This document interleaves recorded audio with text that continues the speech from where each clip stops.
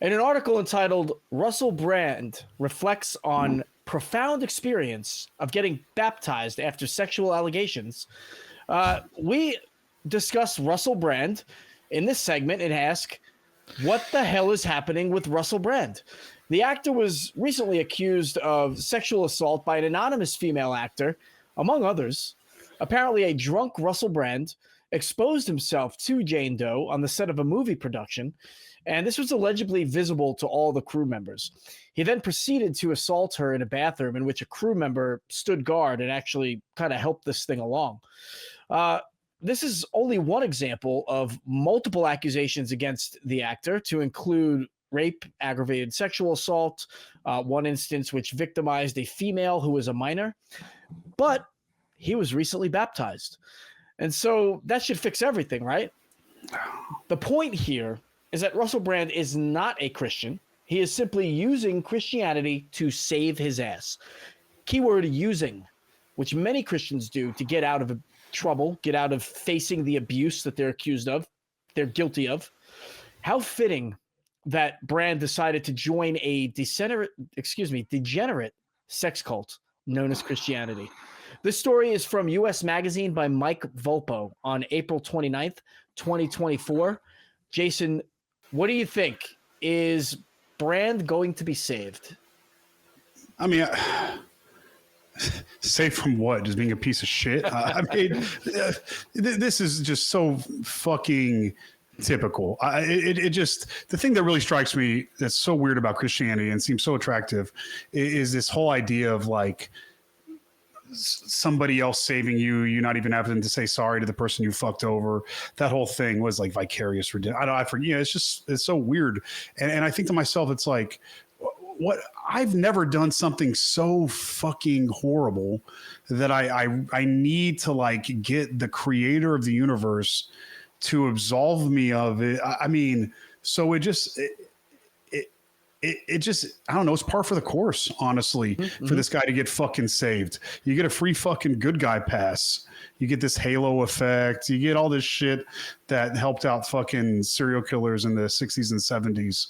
This like good looking white guy looking type guy, you know, oh, he's a Christian, he's a good man. Look at all this shit he does. It's fucking virtue signaling at its finest. And it's funny because the people on the right love to call us on the left, quote, virtue signalers, but this is the biggest fucking virtue signal in the world.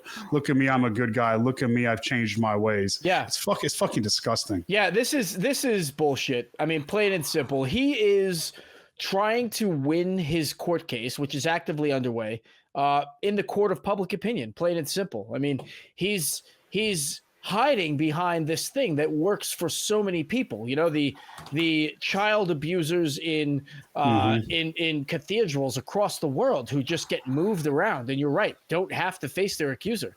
And so I think that's what we're seeing. Kelly, what is going on here in your opinion? You know what you mentioned in the intro about people using Christianity to for this reason to get right with everybody, and it would. I don't want to accuse Brand of just doing that for that reason, right? I don't know what's going on in his head. Maybe he really came to some religious revelation, but you got to think that even if that's what it is, how deluded is somebody to think that just because I said a thing, it makes everything all right, especially with a victim in a crime like this. This is ridiculous, you know? It baffles my mind that people believe that something like that would absolve them of that crime without any restitution to the victim at all. Yeah. Go ahead, Jason. You wanted to add or no? That's the thing. It's a grift. Yeah, like it's a free pass. It's get out of jail free card. Exactly what Kelly was saying. It's this weird ritualistic, archaic magic thing that we now see being normalized in modern American conservative culture. It's so weird because they're the first fucking motherfuckers to say atheists worship Satan, atheists do weird shit, atheists are demon worshipers. I'm like, no, y'all are the fucking people doing weird magic rituals and then pretending like everything's okay and then capitalizing on it. Like the dude's making money on it. He's on TV fucking talking about it. The guy's an actor, so of course he's playing a fucking role. I can appreciate what Kelly said, saying I don't know what's in that guy's mind. I don't know his true state. I don't give a fuck. Well, it's a fucking grift. Let's be honest though. We don't exactly know what happened. I mean, he's due his day in court on that note, right? I mean, the guy is allowed to face his accuser and face the charges and try and prove that he's innocent. But in the meantime, we see him playing the morality that I put in quotes, the morality card, right? That again is so often the safety net that people will use, try and just appeal to this morality, idealistic kind of mindset. How could you accuse somebody? How could you actually believe somebody's guilty that would commit themselves to Christ? But, let's not forget, the Bible is full of absolutely horrible, horrible fucking things. Sexual abuse, the least of those things. Let's not forget the murder and genocide, and committing yourself to something like that. I mean, it doesn't really absolve him for me. And in a sense, I think that stepping up to kind of to make this change, if you will, is an admission of guilt in itself in a way. Kelly, any reflection on that point? I was just to make a point about something you just said about being able to make excuses for all this stuff back in the past. This is still going on. I think we all remember Judge Roy Moore from Alabama and the allegations of him with young girls. Yep. And it was okay because now he's a great man of God. I mean, this guy wanted to put the 10 Commandments in the state courthouse, So we can forgive him for anything that he might have done in the past. And it's just bullshit. And I think it's just one of the most harmful things about religion is that we can just do, all I got to do is just say, oh, I'm sorry, and I accept you into my heart, and everything's good now. There's a whole history of bad guys that are up in heaven. Jeffrey Dahmer is one that always comes up in conversations. I always think of Father Joseph Tiso, Tiso. Go look him up. That's your assignment for this week. Come and join me in the 24/7 live chat, and we'll talk about it. But it's people like that. Yeah, Father Joseph Tiso. Yeah, and it's twofold here, right? On the one hand, he's trying to convince people that he's changed, but on the other, I think that's almost an admission of guilt, like I was saying before. Because my question is, changed from what? Changed from what? Just what? Why do you need God now, 8 months after you've been accused of multiple sexual assault instances that not only target you, but Warner Brothers, other associated production companies? I mean, this is kind of a big deal. Well, he's got to find some way to assuage the guilt that he's suffering from it, right? I agree. I mean, isn't that's part of it, right?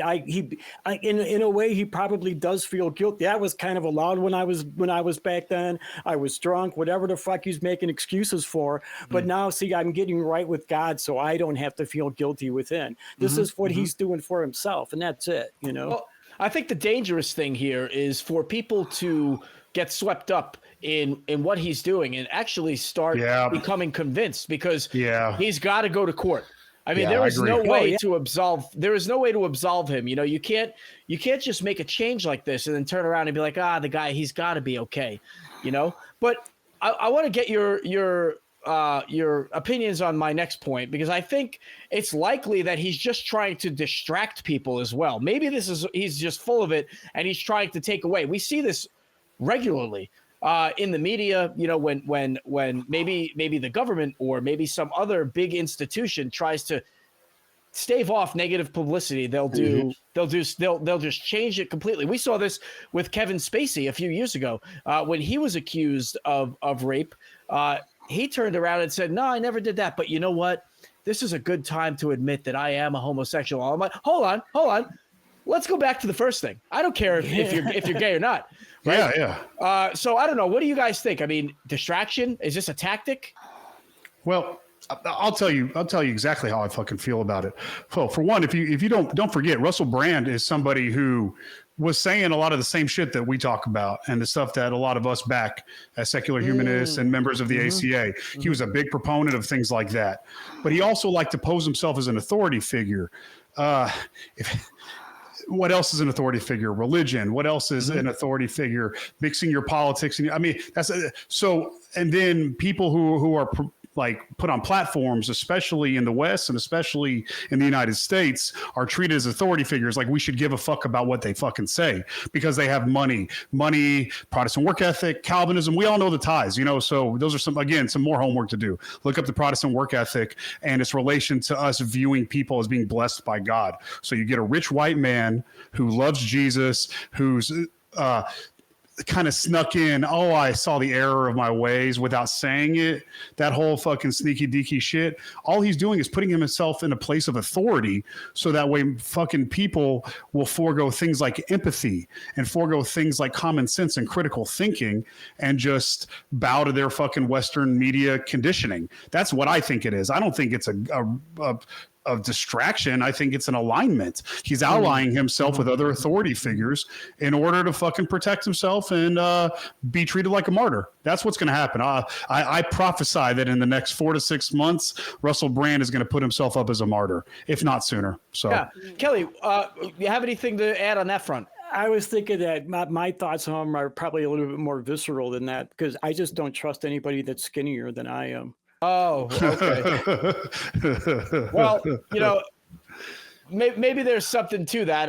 I don't know, but I will say that man, you made me lose my train of thought, Kelly. You can't go out. You can't come out here and try to be funny when I'm trying to do my job. All right, I'm trying to take it. He's fucking pissed, man. Come on, God. No, you know what I'm saying. You know what I want to say.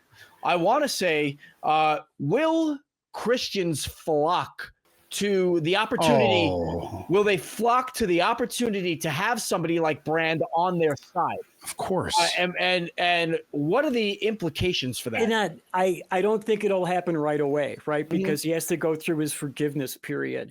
But oh yeah, totally. I mean, he could become a Christian celebrity about how he turned his life around and became part of Christ's flock.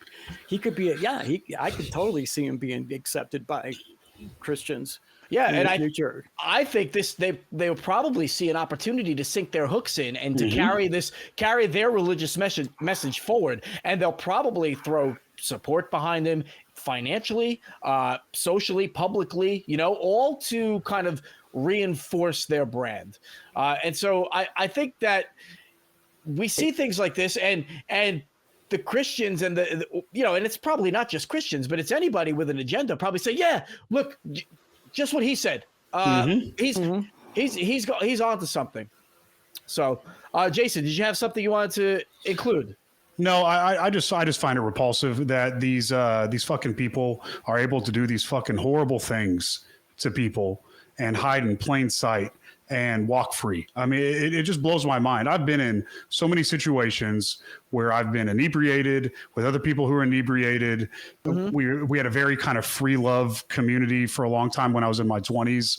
There's not one person ever who could even say, oh, sexual allegations against me or anybody else that I was around. It's crazy because like people, oh, it's the drugs. People, I can start hearing the excuses coming in. Oh, it was his lifestyle. It was the media. It was the left leaning, blah, blah, blah. It was Hollywood. It was this. And that's great. So the scapegoats are going to start building before we even can name them all on here. So, but the thing is, like, I'm around that stuff all the time. Again, playing bands, and we're around, sex, drugs, and rock and roll all the time. There's no issues with people getting sexually assaulted. We don't have those issues within our circle because people aren't abusing their power and their place. It's so gross to me that this stuff goes down. And the moment it goes down, people automatically latch on to a religion that is an automatic like guilt reliever. And I don't know, I might disagree with Kelly just for fun. We can get a little wager going. I think people are going to start rallying behind him quicker than you think because people or all these other motherfuckers are guilty of treating women and people, marginalized groups and people who they have sexual power and can coerce. And so they're all going to start banding together. Pay attention. Well, it gives them credibility too, doesn't it? Yeah, pay attention to the people who start teaming up with him in the next month. These motherfuckers are just as fucking terrible as he is. And it's disgusting because this guy loves to promote himself as this, oh, I'm so conscious of everybody and I just love the feminine and we're just like all logical and skeptical. And he's, of course he's getting fucked up and cornering people and trying to, fuck them in a bathroom stall, rape them. Hey, look, I'm no stranger to doing stupid shit in my younger years. Yeah, but I have to agree. I have a perfect track record of sexual assault and rape when it comes to not doing it. In fact, I want to give credit to our producers, Chris and Infidel, before the show. Were saying that they do all the rape and assault that they want, and they are consistently hitting their quota of 0. And how many of us drink? How many of us feel good about ourselves? How many of us go out and have fun and don't harm other people? Right? Well, I think I drink.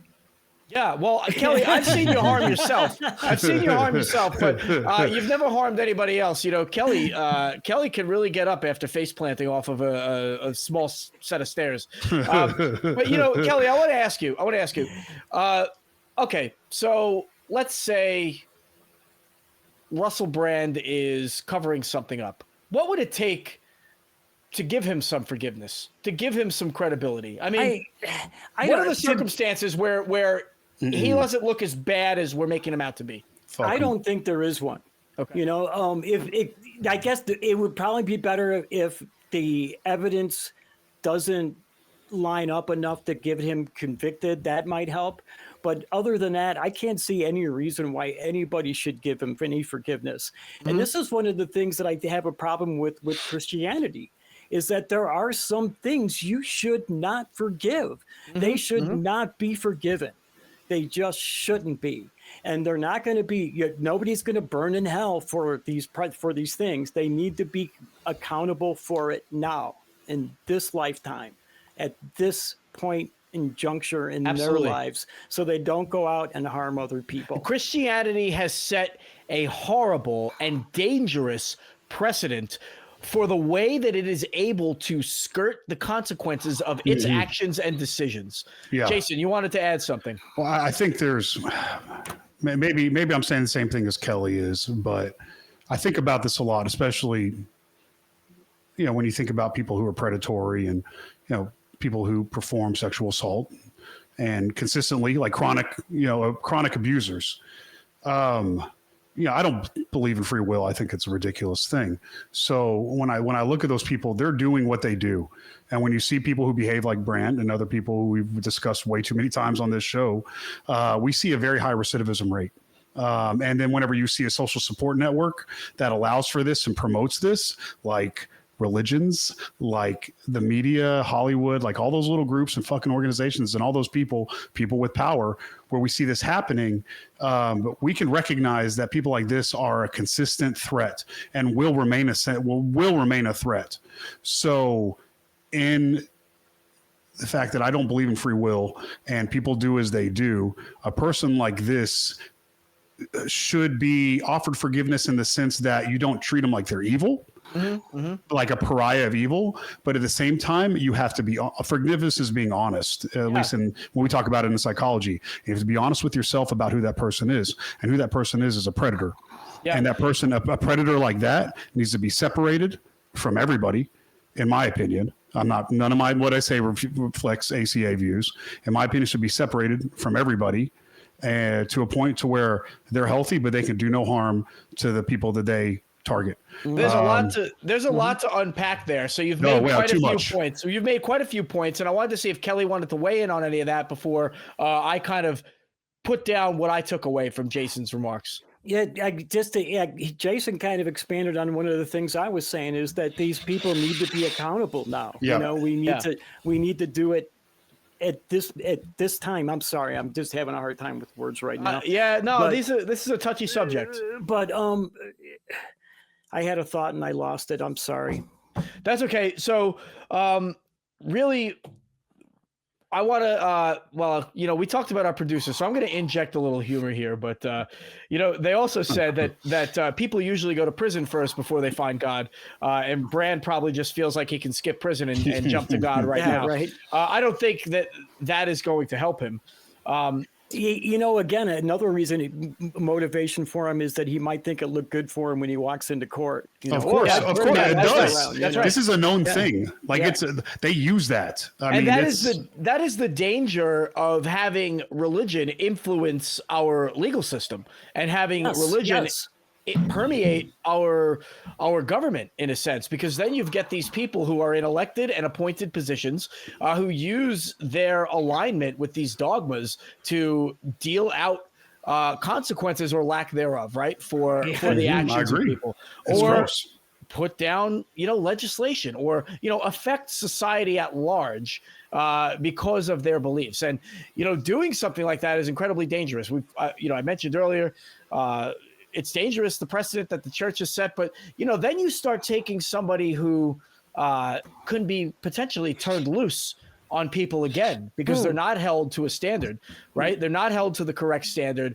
and it's all because you've kind of allowed your dogma to cloud your discussion or your decision making. Go ahead, Kelly. That was my point that I forgot, was about how, if we don't hold these people accountable, we're going to end up with a bunch of Catholic priests being moved around so they can do it again. And that's why we have to hold them accountable so we can stop that. That was my point before. But these people have leverage. That's the problem. We've talked about this before in another segment. Whenever people in this position, they not only hoard wealth, they hoard resources, and they hoard opportunities. That's fucking huge. Mm-hmm. I'd rather have an opportunity and a resource over cash in hand, because I can do something with a resource, and I can definitely do something with an opportunity, right? So when you have people like this who are in a place of power and a place of privilege, remember, Russel Brand isn't just Russel Brand. Russel Brand is a legal team. Russel Brand is a manager. Russel Brand is a brand. Russel Brand is a person who has certain percentages and rights to certain names and movies. That's what I'm saying. So this person is more than just a human being, and they're in a different league than we are. So again, I cannot stress. Start paying attention to who starts surrounding. Who he starts to surround himself with, and who starts to circle around him. Absolutely. It'll be really, really interesting. And that's a really good point, because if this goes his way and he truly is guilty, then we've got case law and legal precedent being established, right? Yes. And it's going to be designed to benefit those wealthy, those protected people that can fend for themselves. And I wish we had time to really get into everything I wanted to talk about. I mean, you could just keep unpacking this. There's so many dimensions here. Is this authentic? Is he actually guilty? His actions certainly indicate that he is. But I want to leave us off with this. While Brand is being held accountable, I want to know who that person was that held the door, right? That guarded the door and allowed this person to be assaulted. I want to know who these people were that stood around while a drunk Brand, exposed himself and did nothing, right? And chose not to act.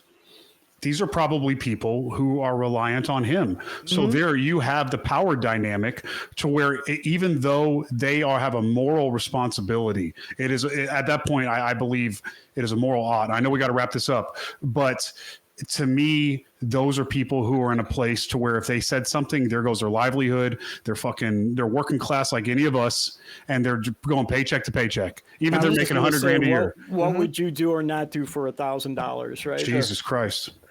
Look, this is a great discussion. A lot of good points, very important topics.